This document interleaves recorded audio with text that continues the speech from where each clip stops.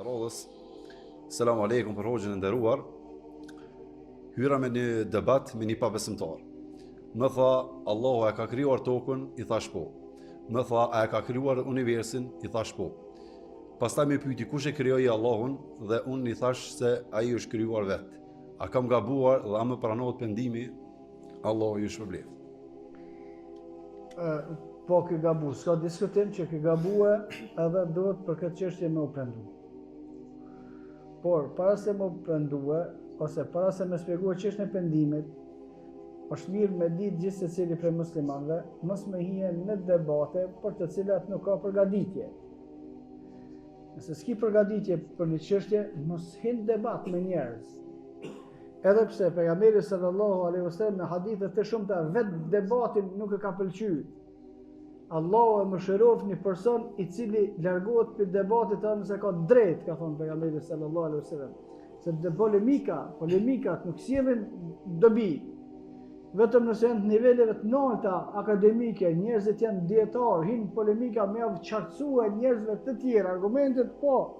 Ama në këtë rast gabimi numër 1 është me hyrë në debat me njerëzit kur s'ka përgatitje. Gabimi numër 2 ose praktika pejgamberi sallallahu alaihi wasallam e ka shpjeguar këtë çështje, por e ka shpjeguar me drejtësi, nuk e ka shpjeguar me këtë njërin.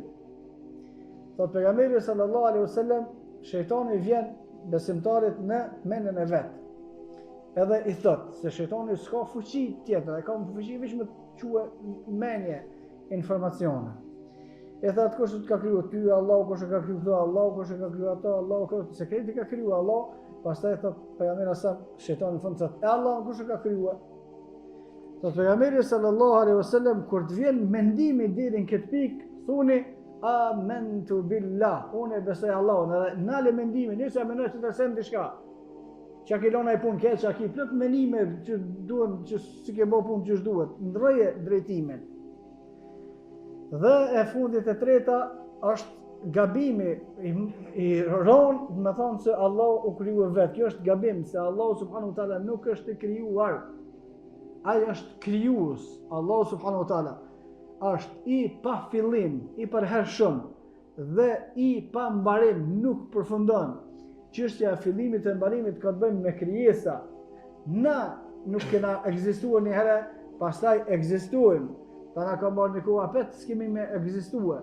Pastaj apet kemi më ringjall, po këto janë rregulla për krijesat, nuk janë rregulla për Allahun. Allahu subhanahu wa taala ka ekzistuar gjithmonë dhe ka më ekzistuar gjithmonë. Kjo është gabimi dhe për këtë shprehje duhet me u pendue, wallahu a'lam.